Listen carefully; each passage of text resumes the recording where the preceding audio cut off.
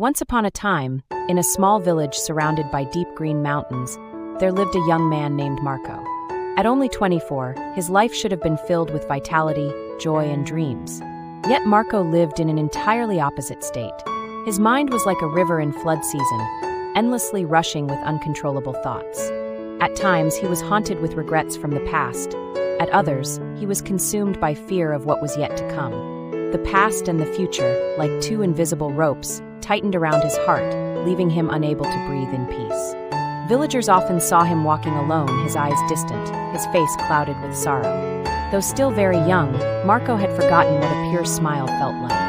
At night, instead of sleeping, he tossed and turned, trapped in endless thoughts. By day, while others worked, talked, or enjoyed life, Marco only felt weary, his mind tangled like a ball of thread. He longed for silence, yet the more he tried to push thoughts away, the stronger they returned. His days drifted on in restlessness. Deep down, he always asked himself, "Is there a path that could lead me to true peace?" One afternoon, as Marco sat quietly by the stream with a heavy heart, he overheard travelers telling a story. They spoke of a remote village hidden deep in the mountains, where an old man once renowned as a psychologist in the city now lived. It was said he had helped countless people overcome their suffering and discover inner peace. After many years of service, he left behind the noisy city and chose a simple, tranquil life amidst nature. Even in his old age, he still listened and gave advice to those who came seeking. That story was like a ray of light piercing Marco's heart. Drowning in endless thoughts, he suddenly felt hope spark within. Perhaps this man is the one who can show me a way out of this torment, Marco thought.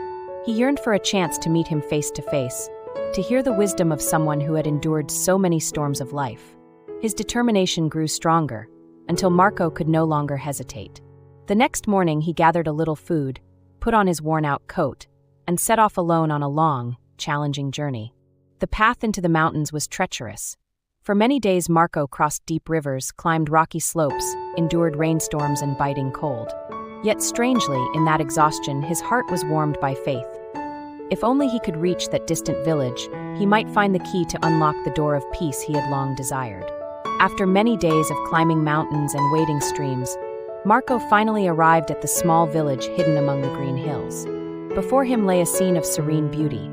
Little houses veiled in mist, birds chirping joyfully among the trees, and a stone path leading to a home covered in ivy. On its porch sat an old man, hair white as snow, resting in stillness, his eyes half closed as if breathing in rhythm with the earth. Marco stepped forward quietly, his heart beating fast, filled with both nervousness and hope. Bowing respectfully, he spoke in a trembling voice.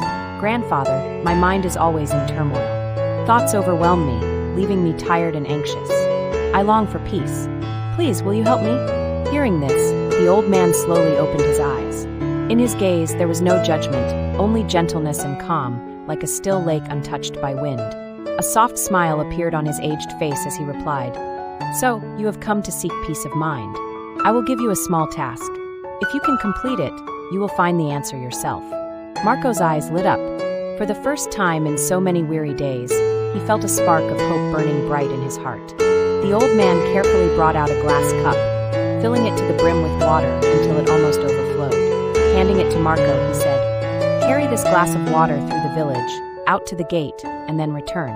But remember, not a single drop must be spilled." Marco was momentarily stunned, yet his determination allowed no retreat. Holding the glass with utmost care, he walked step by step as though treading a tightrope. The village road was crowded and noisy, children playing, dogs barking, vendors calling out loudly. Yet Marco dared not look around, dared not lose focus. Every sense within him was fixed upon the fragile glass trembling in his hands. Villagers curiously watched, but no one disturbed him, for they understood the young man was learning an important lesson. Under the blazing sun, Marco walked slowly but steadily, his breath sinking with his heartbeat.